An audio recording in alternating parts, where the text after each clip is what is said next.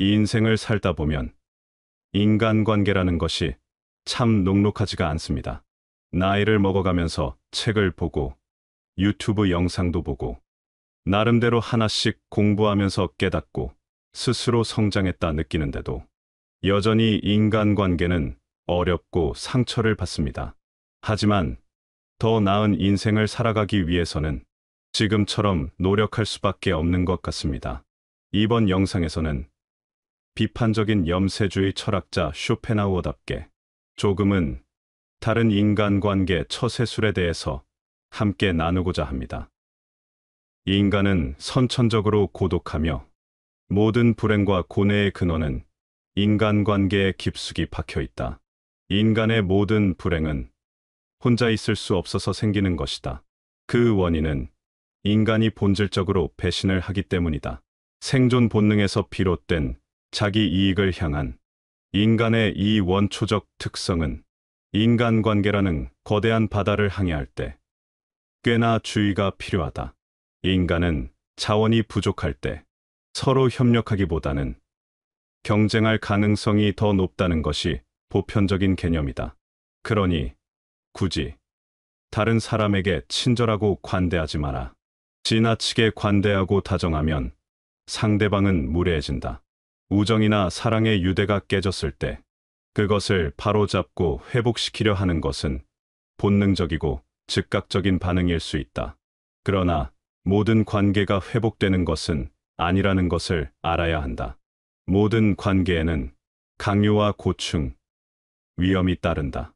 이는 가족에게도 마찬가지다. 가족이라고 해서 꼭 맞춰야 할 필요는 없다. 호의가 계속되면 권리인 줄 착각하는 대상에는 가족도 예외일 순 없다.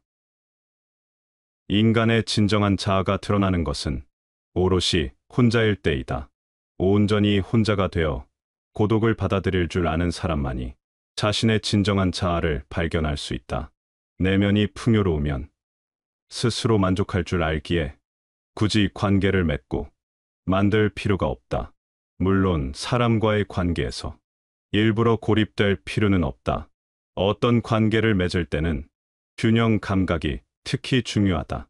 모든 관계에는 무언의 경계, 모래 위에 그어진 넘지 말아야 할 선이 있다.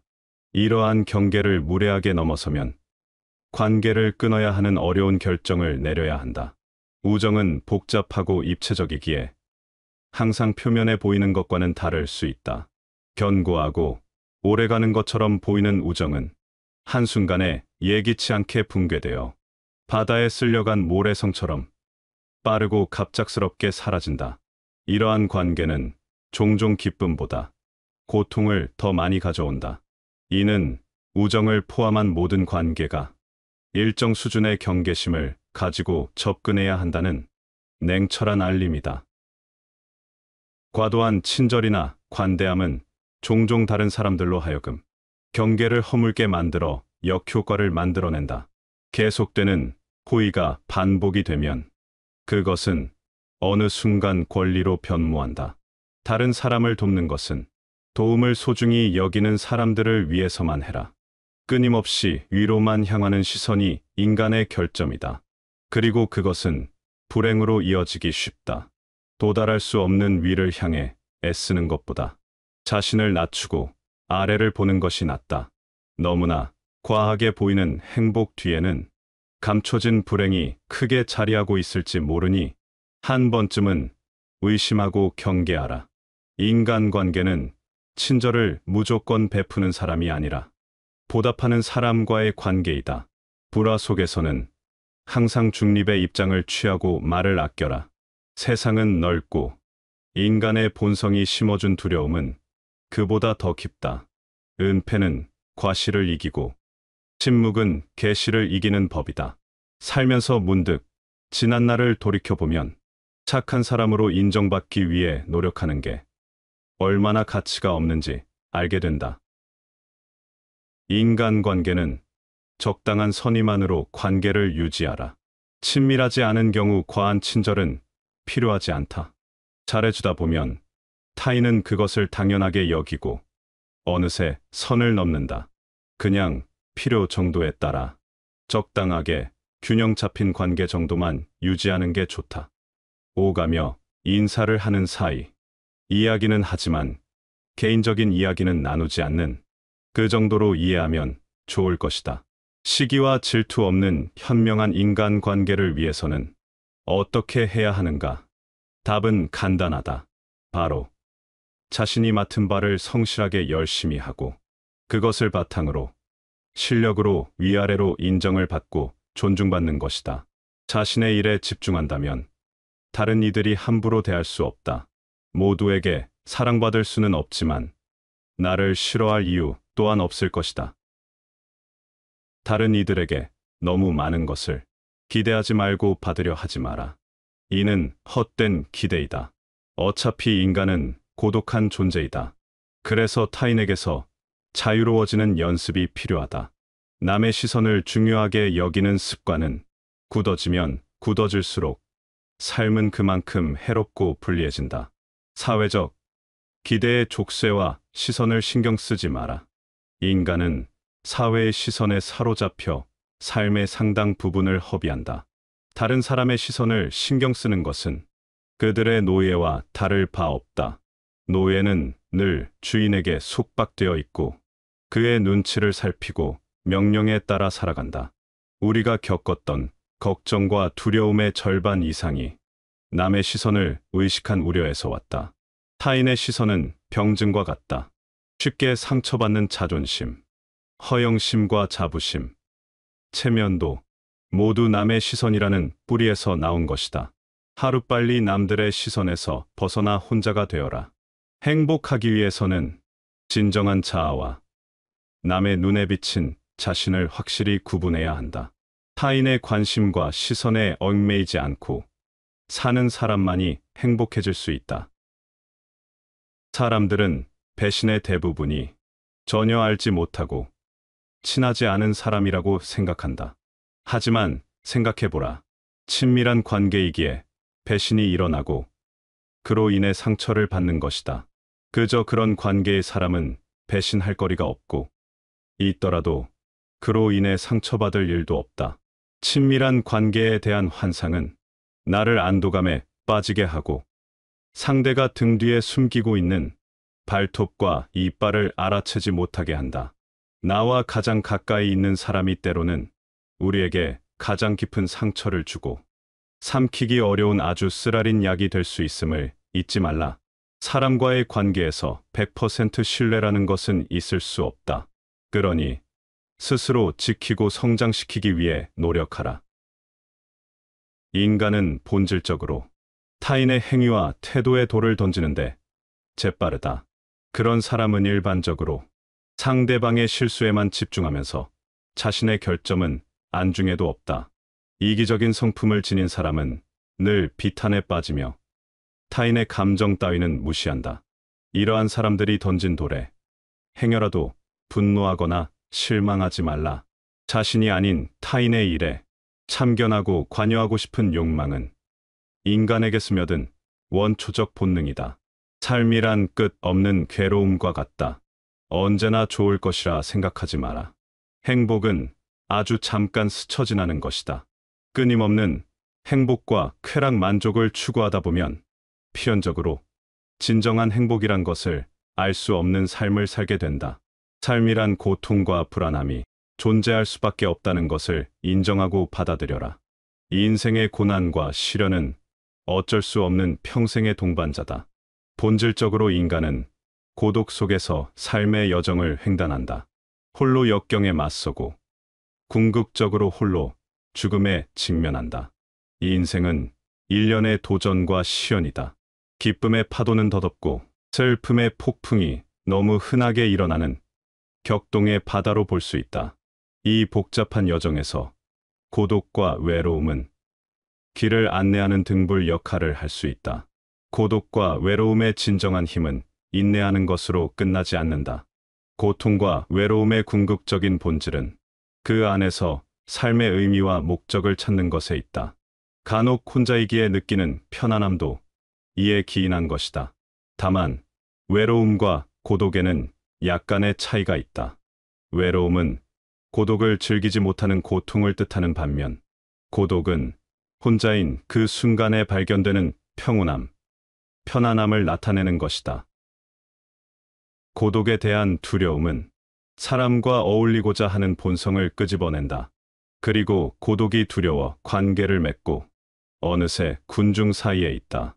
그렇기에 군중 사이에서 어느 정도 고독을 유지하는 방법을 익혀야 한다.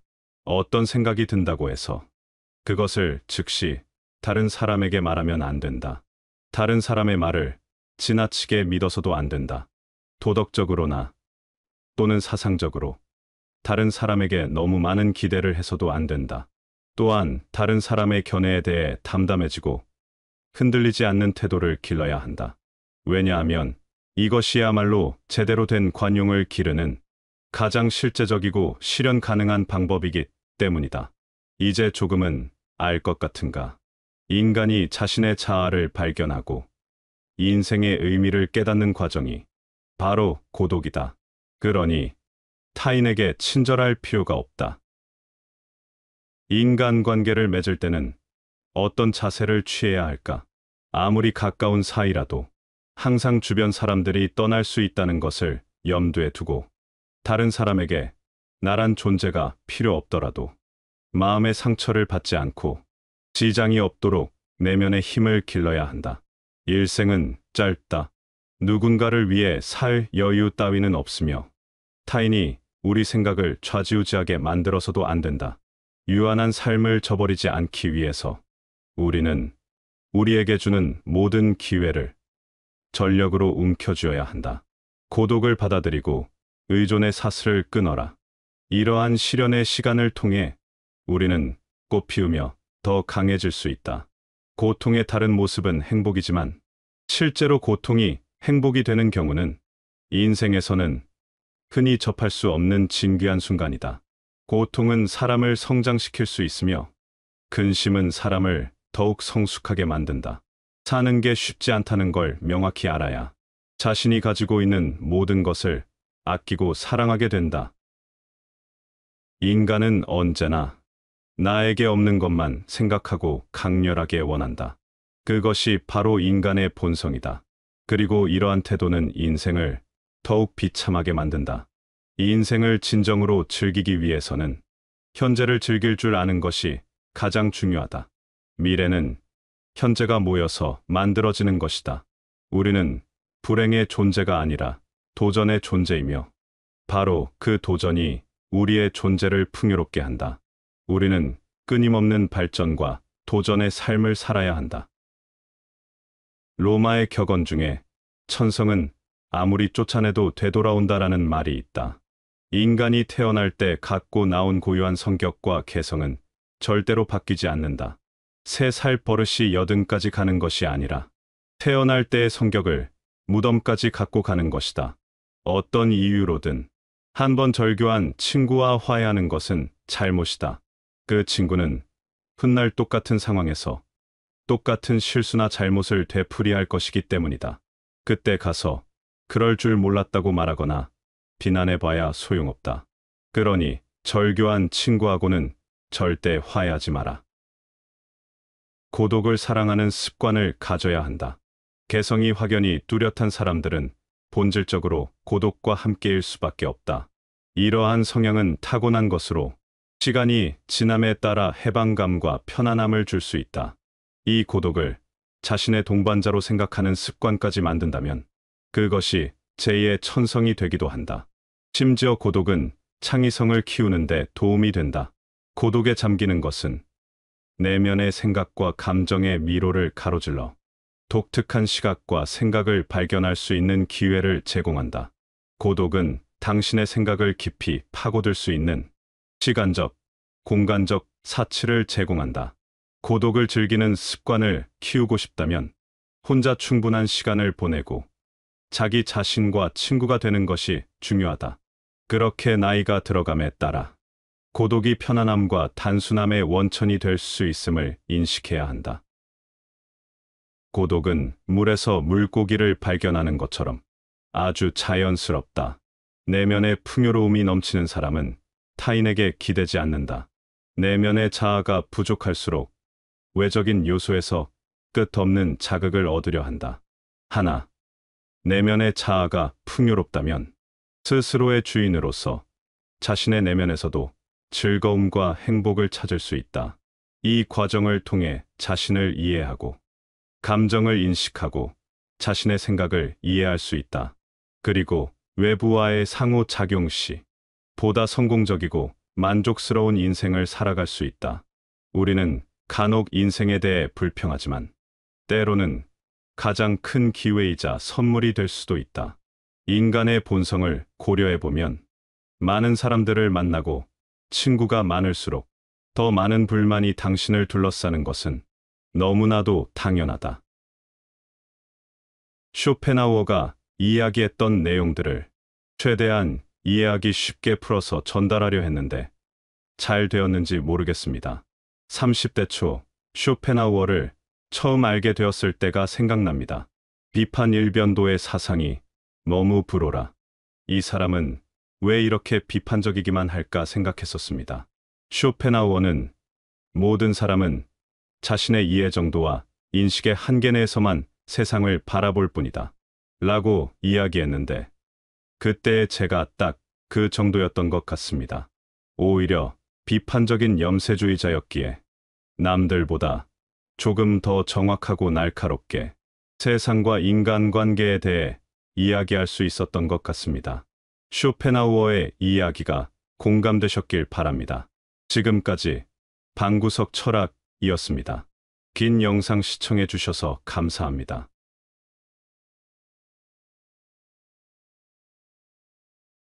우리 할머니 할아버지들 자식 걱정해서 자식들한테 잔소리한들 자식들이 귀담아 듣습니까? 챙겨나면 귀담아 들어야 안 들어요? 뭐 한다 그래? 노망 떤다 그러지. 우리 엄마 아는 것도 없고 무식한데 웬 챙겨를 이렇게 하느냐고 엄마나 잘하라고 그러고 구박하죠. 그러니까 지금 우리 할머니 할아버지들도 자식 걱정할 때가 아니야. 이제는 누구 걱정해? 내 남은 여생을 어떻게 의미 있고 행복하게 지낼 것이냐, 그거 하나. 나 자식한테 부담 안 주고 내 속 썩이는 거, 나 하나 속 안 썩이고 나 혼자 행복하게 사는 게 진짜 그 좋은 거예요. 자식들에게 사업자금이다, 결혼자금이다, 이렇게 다 해주는 것이 당연한 걸까요? 내 모든 걸 다 바쳐 자식에게 다 주었을 때 자식들이 우리 부모님들께 더 잘하던가요? 그저 사랑으로 밀어주고 끌어주면 되는 줄 알고 해온 것들 때문에 비참한 노후를 보낼 수 있습니다. 이렇게 다 퍼주고 자식에게 기대감을 갖는다면 나중에 자신만 큰 상처를 받을 수 있습니다. 사람은 빨리 배신하는 자와 늦게 배신하는 자가 있을 뿐이라는 말이 있습니다. 자식도 그 예외가 아닙니다. 자식을 지원해 주는 것은 당연한 것이 아닙니다. 이 모든 것을 당연하다고 여겼다면 지금 당장 그 생각들을 버리셔야 합니다. 자식에게 금전적으로 지원해 주지 마세요. 아니, 평소부터 애초에 돈이 없다고 말하시는 편이 낫습니다. 철저하게 자신의 재산을 숨기세요. 이왕이면 자식이 어릴 때부터 숨기는 것이 좋습니다. 이미 말을 했다면 이건 내 노후자금이니 내 노후자금은 넘볼 생각하지 말라고 솔직하게 얘기하세요. 어릴 때부터 아들아 너는 이 집을 물려줄게, 딸아 너는 내가 가진 주식을 물려줄게와 같은 구두 약속도 절대 하지 말아야 합니다. 그러면 자식들은 그 말을 철석같이 믿고 열심히 살지 않다가 나중에 부모가 말을 바꾸기라도 한다면 부모를 원망하게 될 수도 있습니다. 재산을 알려주면 어쩔 수 없이 아무리 효자 효녀여도 그 돈을 의식하지 않을 수 없게 됩니다. 마치 그 돈이 이미 자기 거인 듯. 뭔가 돈이 필요한 일이 있을 때 부모가 지원을 안 해주면 부모에게 서운하게 되는 것입니다. 모르는 게 약이라는 말이 있듯이 차라리 모르게 해야 합니다. 부모는 이미 자식이 자신의 재산이 얼마인지 알고 있는 이상 자식이 무언가를 하겠다고 했을 때 금전적인 지원을 안 해주기가 힘든 상황이 생길 수 있습니다. 행여 자식이 서운해할까 또 돈을 지원해주고 이런 악순환에 빠지다 결국 자식에게 내 노후자금까지 갖다 바치는 상황에 놓이게 되는 것입니다. 이렇게 부모가 이것저것 해주다 보면 절대 한 번으로 안 끝나고 계속되게 됩니다. 또한 그렇게 어려서부터 받는 것에만 익숙해진 자녀들은 부모에게 계속 받으며 살려고 할 것입니다. 부모에게 손 벌리는 것이 가장 쉽고 편한 게 되어 버렸기 때문입니다. 황창현 신부님께서는 우리나라 부모들이 잘못하고 있다고 합니다. 자식을 잘못 키우고 있다고 합니다. 너무 맹목적인 사랑을 하면서 그게 교육인 줄 잘못 알고 있다고 하지요. 자식이 인생을 살아가면서 힘든 것도 배우고 즐거운 것도 배우고 보람도 느껴야 되는데 공부만 잘하면 돼, 공부만 잘하면 돼 하면서 잘하다 보니 자기만 알고 잘한 놈이 된다고 합니다. 이렇게 이기적으로 잘한 놈이 이타적으로 살 확률은 아주 적습니다. 황창현 신부님의 행복 특강을 통해 자식을 망치는 부모가 되지 않으려면 어떻게 해야 하는지, 혼자서도 행복하게 잘 살려면 어떻게 해야 하는지를 생각해보는 시간이 되시길 바랍니다. 영상이 마음에 드신다면 구독과 좋아요 부탁드리겠습니다. 그리고 내 곁에 소중한 이들에게 이 영상을 공유해주세요.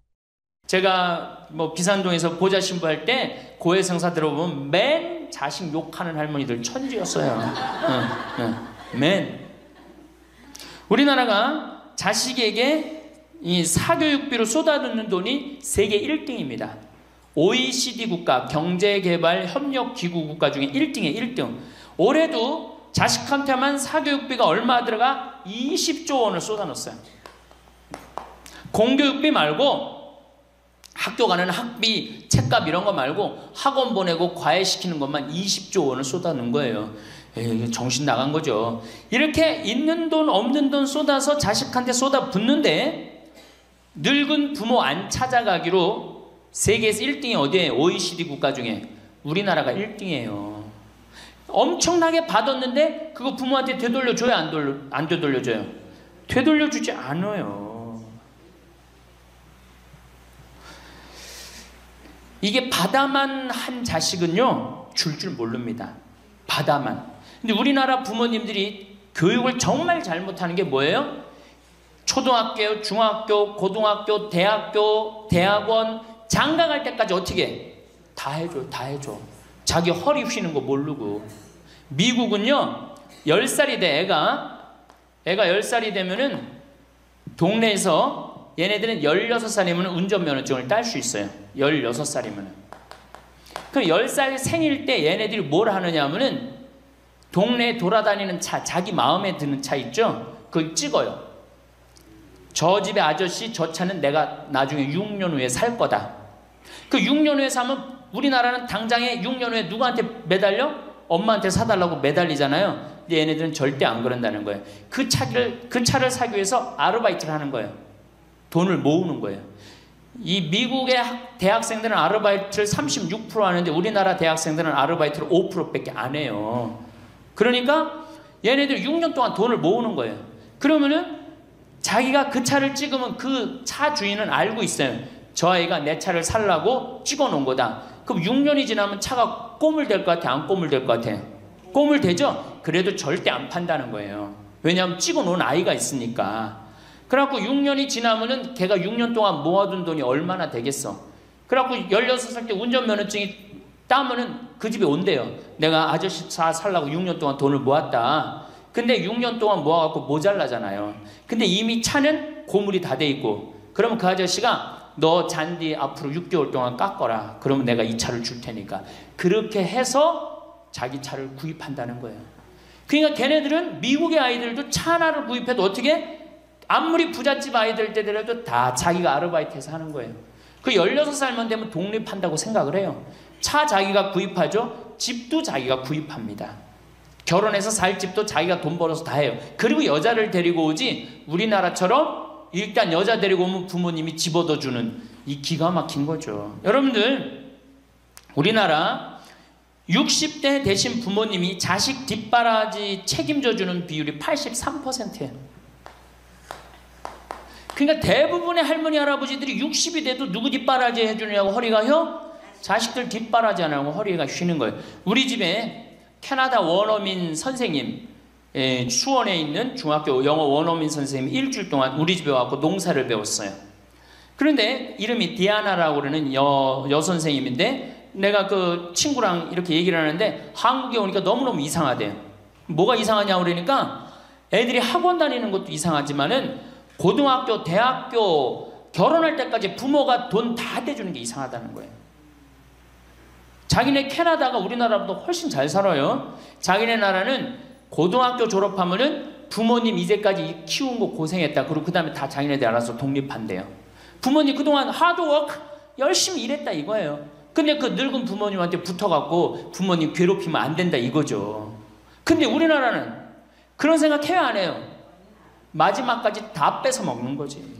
그리고 이제 늙으면은 귀찮다고 내다버리고. 제가 평택에 있을 때 정말로 그 신문에도 보도가 꽤 됐던 거예요. 그 안양에서 사글세 집을 하나 얻은 거예요, 사람들이. 그래갖고 미리 짐부터 붙인다고 그랬는데 짐이 하나 왔어. 큰 짐이 왔는데 짐을 짐이 왔는데 뭐 사람도 없고 그러는데 그 짐 안에서 이상한 소리가 나갖고 열어보니까 할머니를 그 안에다 넣고 붙인 거예요. 할머니를. 그래갖고 아니 도대체 어떻게 된 거냐? 자식이 누구냐? 이름을 밝히질 않는 거예요. 자기 아들이 공무원이거든. 그러니까 밝히지 않는 거. 자, 그거 자식 생각한다고. 그거는 여러분들 자식 교육이 아니에요. 그런 자식 살아서 뭐 할 건데. 그런 자식 키워서 뭐 할 건데. 그러니까 우리나라는 이게 자식한테 너무 맹목적인 사랑을 하면서 그게 교육인 줄 알고 있는 거예요. 자기가 인생을 살아가면서 힘든 것도 배우고 즐거운 것도 배우고 보람도 느껴야 되는데 너는 뭐만 잘하면 돼? 공부만 잘하면 돼. 공부만 잘하면 돼. 그러니까 자기만 알고 자란 놈이죠. 그러니까 이기적으로 자란 놈이 이타적으로 살 것 같아요? 절대 못 삽니다. 우리 어렸을 때는 어머니가 부침개를 했어. 그럼 어떻게 해요? 이 집에도 갖다 줘라, 저 집에도 갖다 줘라. 그러면서 동네 돌아다니면서 이 갖다 주는 재미, 그러면서 나누는 것도 배우잖아요. 요즘 애들이 그런 애들이 어디 있어요? 아파트 문 닫으면 끝인데. 그렇게 자라는 애들이 남을 생각할 것 같아요? 어떻게 해서든지 4배만 채우면 되는 걸로 자랐지. 저는 요즘 텔레비전에서 우리나라 지금 정책 결정할 때 너무 답답한 결정들이 굉장히 많이 나와요. 어떻게 저런 결정을 할까? 국민들 생각을 하는 걸까? 안 하는 걸까? 그런데 그 결정하는 애들이 다 누구야? 초등학교 때 공부 잘하고 중학교, 중고등학교 공부 1, 2등 하고 서울대학 가고 행정고시, 외무고시 이런 거 다 합격한 애들이 결정한 거예요. 자기만 알고 자란 애가 결정하는 거예요. 내가 하버드대나 몇몇 대학에 들어가는 그 활동 그것도 써준 적이 있는데 그 들어가는 애들, 걔네들은 뭘 제일 중요하게 여겨요? 봉사활동. 사회봉사활동을 얼마나 잘했느냐. 그러니까 1년, 2년 세계로 돌아다니면서 봉사활동 하는 거예요. 근데 우리는 봉사활동도 다 어떻게? 다 거짓말로 꾸며갖고 들어가는 거예요. 예. 여기 그렇게 써달라고 오는 사람들도 많아요. 예. 그리고 봉사활동 오겠다고 그러고도 약속 어기는 사람들도 많아요. 정말로 그렇게 해갖고 자식을 키우면은 뭐 할 건데요? 83%가 60세에 책임을 지는데 70세에 돼갖고는 몇 %가 책임지느냐 하면은 64%가 자식을 책임져요. 70이 됐는데도. 그런데 일본은 9%, 70이 돼갖고 자식 책임지는 부모는 9%예요. 홍콩이 11%. 그러니까 우리나라 50% 할머니 할아버지들은 늙어 죽을 때까지 누구한테 뒷바라지하다 죽어요? 자식 뒷바라지하다 죽어요. 이걸 문서 없는 노비라고 그래요. 문서 없는 노비야. 완전히 죽을 때까지 노예야, 노예. 그러니까 그렇게 하시면은 안 됩니다. 이제 여러분들 인생을 사셔야 돼. 자, 효도가 사라진 시대예요. 이제는 부모가 애절해야지 효도를 하지. 부모가 내가 부모가 없으면 내가 정말로 이게 안 되겠구나 이래야 되는데 지금 내가 50, 60이 됐는데도 부모가 살아있어 안 살아있어요? 50, 60이 돼도 부모가 살아있어요. 내 몸 하나 건사하기 힘든데 누구까지 책임져? 80, 90된 어제 성당에서 교육을 받으러 왔는데 자기 부모 살아있는 분 손 들어보니까 많더라고요. 몇 살이냐니까 100살이래. 100살. 그래갖고 자식들이 어떻게 됐냐고 그러니까 자식들이 먼저 죽었대요. 너무 오래 살으니까 자식 앞세우는 할머니들도 굉장히 많아요. 100살. 100살이래요. 요즘 90 넘는 거는 아주 쉬운 일이에요. 웬만해야지 효도할 거 아니야. 먼저 죽는데, 모시다가 먼저 죽는데. 조선시대만 하더라도 부모님을 그저 10년만 정성스럽게 모시면 부모님이 알아서 돌아가 주셨어요. 알아서 돌아가 주셨어요. 그런데 요즘 부모님들은 20년을 모셔도 30년을 모셔도 돌아갈 생각을 안 하는 거예요. 100살을 산다면 거의 50년을 모셔야 되는 거예요. 그러니까 자식들이 부모 모시다 지치는 거예요. 자식들이 부모 모시다 지치는 거예요. 김병에 효자 없다는 말뿐만 아니라 오래 사시는 늙은 부모님한테도 효자 없게 되어 있습니다. 생각해 보십시오. 내 나이가 70이 다 됐는데도 내 몸 하나 건사하기도 힘든데 100살 된 부모님 모시는 거 쉬운 일이 아닌 거예요. 제일 좋은 건 뭐예요? 내가 늙어 죽을 때까지 자식한테 의지하지 않고 살다가 돌아가실 때는 꼴까닥 죽어버리는 거야. 돌아가실 때는. 그러니까 지금 자식하고 같이 붙어서 산다 이런 생각 꿈도 꾸지 마시고 그냥 나 혼자 살다가 어떻게 죽을 때 꼴까닥 죽으면 되는 거. 죽을 때 신부님 그래도 자식이 내 임종은 봐야 되지 않느냐. 임종은요 부모님 조선시대에 또 그 전에 한 평균 연령 37세 40세 때 자기 부모님 돌아가시는 거 못 보면 한이 됐어요. 그렇죠? 근데 지금 임종 볼 필요 없어요. 볼 만큼 봤어. 아주 지겹게 봤어. 뭐 임종까지 봐요. 그냥 주무시다가 꼴까닥 돌아가시는 게 제일 좋으신 거예요.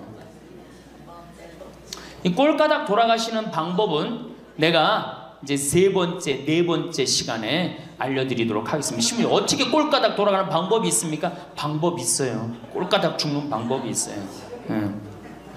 우리 옛날에 뭐라 그래? 요즘 뭐라 그래? 9988이라고 그러죠? 99세까지 팔팔하게 살아라. 이 방법이 있어요. 이건 제가 이제 말씀을 드릴 거예요. 환갑, 진갑 다 찾아 먹네. 그러면 진짜 오래 살았다는 얘기죠. 환갑은 몇 살 때 환갑 잔치를 해요? 60에 하죠. 그 다음에 진갑은 61. 진짜 오래 살았다고 그래서 진갑이야. 61만 살아도 진짜 오래 살아. 근데 요즘은 고희 70. 그렇죠? 그 다음에 희수 77, 미수 88, 백수 99. 이거 잔치하는 사람들 천치예요. 천치. 자식 하나 대학 졸업시키는데 드는 돈이 약 3억 정도 들어가요. 3억. 내 자식 둘을 졸업시켰다. 그럼 얼마가 들어가? 6억이 들어가. 6억. 셋을 졸업시켰다. 9억이 들어가. 9억. 그럼 늙어서 내가 정말로 풍요롭게 쓰는데 돈이 얼마 정도면 필요하냐면 5억에서 10억 정도예요. 그러니까 내가 자식 대학만 안 보내면 어떻게? 내가 풍요롭게 쓸 수 있는 거예요. 저 뒤에 계신 젊은 분들 대학 보낼 생각하지 마세요. 여러분들 우리나라가 고등학교 졸업해갖고 대학교 들어가는 게 83%가 고등학교 졸업하는 아이들이 대학 가요. 우리나라보다 훨씬 잘 사는 일본이 고등학교 졸업하고 대학 얼마 들어가? 50% 들어가요. 그 다음 유럽이 대학 졸업하고 30% 들어가요. 우리나라는 고등학교 졸업하면 아무나 진짜 공부하기 싫은 놈이나 꼴통이나 문제 일으키는 놈 아니면 다 대학 가는 거야. 다 대학 가요. 일본은 할 만한 놈만 가는 거예요. 일본은. 유럽은 진짜 똑똑한 놈만 가는 거예요. 그래서 독일은 대학 졸업하면 문패에다 대학 졸업했다는 표시를 써놔요. 그만큼 대학 졸업하는 게 힘든 거예요. 근데 우리는 아무나 대학 졸업 다 해요. 아무나. 그 좋은 대학 가면 몰라. 머리는 완전히 그냥 정말로 돌머리인데 그냥 무슨 지방 제3대학 4대학 나왔고 취직을 해요. 올해 여러분들 100명 졸업한 중에 취직 몇 명 했어? 3.8명에서 3.8명. 96명이 취직을 안 하고 놀고 있어요. 대학원 졸업했겠다. 손에 기름 묻히긴 싫겠다. 엄마 아버지 등 뜯어먹고 살고 있는 거예요. 아까 얘기했잖아. 83%가 60이 돼도 자식 책임진다고. 대학 졸업하고 취직을 해야지 자기 구실을 할 거 아니야. 차라리 대학 졸업하고 취직도 못할 양이라면 어떻게 하는 게 좋아요? 안 보내고 그 돈 모아갖고 애 가게 차려주는 게 훨씬 낫지. 아니면 그 돈 모아갖고 나 노후 대책 드는 게 훨씬 낫지. 우리나라의 대학을 때려 부시지 않으면 경쟁력이 없어요. 때려 부셔야 돼요. 유럽보다 대학이 10배가 많아요. 10배가. 유럽보다 대학이. 근데 그 대학이 경쟁력이 있느냐? 55개 국가 중에 경쟁력이 53개 3등이에요. 우리나라 대학이. 그러니까 다 미쳐있는 거야. 내가 보기에는 다 미쳐있는 거야. 그냥 제발 좀 정신 좀 차리세요. 저 뒤에 계신 분들. 앞으로 몇 년 남아있어요? 70년 남아있어요. 있는 돈 없는 돈 자식한테 쏟아낼 게 아니에요. 우리 할머니 할아버지들 자식 걱정해서 자식들한테 잔소리한들 자식들이 귀담아 듣습니까? 챙겨나면 귀담아 들어요 안 들어요? 뭐 한다 그래? 노망 떤다 그러지. 우리 엄마 아는 것도 없고 무식한데 웬 챙겨를 이렇게 하느냐고 엄마나 잘하라고 그러고 구박하죠. 그러니까 지금 우리 할머니 할아버지들도 자식 걱정할 때가 아니야. 이제는 누구 걱정해?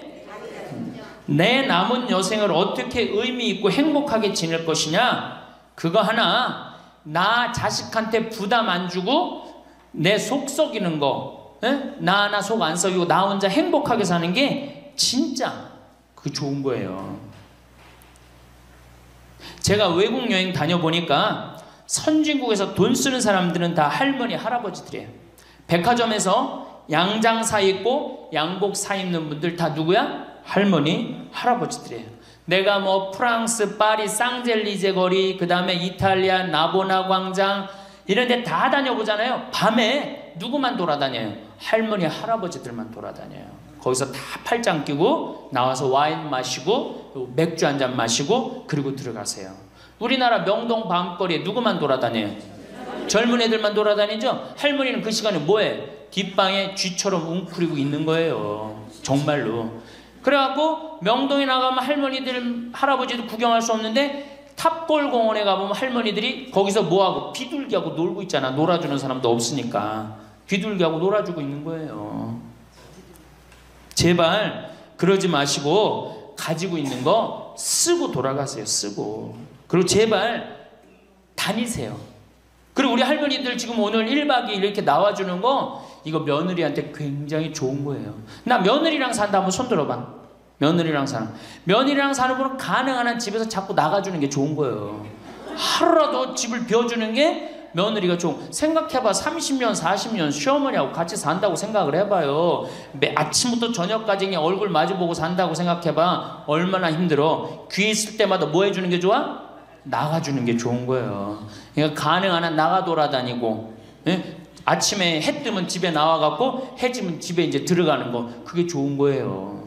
그래갖고 청승맞게 탑골공원 그런 데 가면 안 되고 이런 데. 그냥 노인대학. 우리 천주교가 진짜 잘하는 게 뭔지 아세요? 노인대학이에요. 노인대학. 이거 정말로 천주교 진짜 잘하는 것 중에 하나예요. 우리나라 경제가 왜 안 돌아가는 줄 아세요? 할머니 할아버지들이 돈을 안 써서 경제가 안 돌아가는 거예요. 할머니 할아버지들이 돈을 안 써서 경제가 안 돌아가는 거 생각을 해봐. 옛날에는 할머니 할아버지들이 조금밖에 없었잖아요. 쓰면 얼마나 써, 이 할머니 할아버지들이. 애들이 돈 썼잖아요. 근데 지금은 어때? 이렇단 말이야. 이 500만 명이 돈을 안 쓴단 말이야. 돈을 왜 안 써? 돈을 왜 안 쓰냐면은 내가 가지고 있는 집 이거 누구한테 물려주려고 안 쓰는 거야? 자식한테 물려주려고 안 쓰는 거야. 이거 은행에다 맡기고 이거 쓰면은 우리나라 경제 돌아갈 것 같아? 안 돌아갈 것 같아요? 팍팍 돌아갑니다. 팍팍. 할머니들이 여행도 많이 다니고 옷도 많이 사고 맛있는 것도 많이 사고 사 먹고 그러면 경제 팍팍 돌아가. 아 근데 이 500만 명이 돈을 깔고 뒷방에 딱 그냥 눌러 앉아서 안 쓰네. 그러니까 경제가 안 돌아가는 거예요. 다 쓰시다가 돌아가실 때 통장에 500만 원만 남겨놓고 돌아가세요. 500만 원만 통장에. 다 쓰다가 신부님 500만 원으로 무슨 장례를 합니까? 부주금 들어오잖아. 부주금. 이 부주금 갖고도 싸우는 사람 많아요. 네가 더 갔느냐 내가 더 갔느냐 그리고 싸우고 앉아있다고. 세상에 부모 돌아가셨는데 부주금 갖고 그래갖고 형제끼리 싸워갖고 죽고 그러는 경우도 많아요. 그러니까 경제가 안 돌아가는 거예요. 다 쓰시다가 돌아가실 때 통장에 500만 원만 남겨놓고 돌아가세요. 500만 원만 통장에. 다 쓰다가 돌아가실 때 통장에 500만 원만 남겨놓고 돌아가세요. 500만 원만 통장에. 다 쓰다가 얼마나 이게 우리나라가 지금 정말 불행한 거예요. 다 쓰다가 통장에 얼마만 남기고 죽어? 500만 원만 남기고 죽을 때 어떻게 죽어? 꼴까닥 죽어버리란 말이야. 다 쓰다가 통장에 500만 원만 남으면 꼴까닥 죽게 돼 있어요. 근데 안 쓰고 뒷방에 들어 앉으면 10년 20년 벽에 똥치라고 사는 거예요. 저는 우리 형제들한테 이미 공표했어요. 어머니가 돌아가시든지 아버지가 돌아가시든지 부주금 들어오면 형제들이 한 푼도 손 못 댄다. 그거 내가 다 가지고 과원이나 양론에 집 한 채 져준다. 어머니 이름이나 아버지 이름으로. 얼마나 멋있어. 그렇게 멋있게 살다가 가야 되지 않아요? 이건 죽으나 사나 내 자식밖에 모르고 사니 이게 얼마나 나라가 빡빡하고 답답해요. 우리나라 그냥 다른 빌 게이츠 240억 달러를 사회에 기증해놨잖아요. 우리나라는 어떻게 한 푼이라도 더 자식한테 재산, 돈 많은 사람들이 재산 자식한테 더 준다고 편법 쓰고 불법 쓰고. 아, 정말 얼마나 답답해요. 우리 할머니들은 다 쓰다가 통장에 500만 원만 남기고 죽든지, 만약에 죽으려고 그랬는데도 아직도 돈이 남았다 그러면은 본당 신부한테 갖다 줘. 에? 여러분들 한시민한테 갖다 주란 말이야.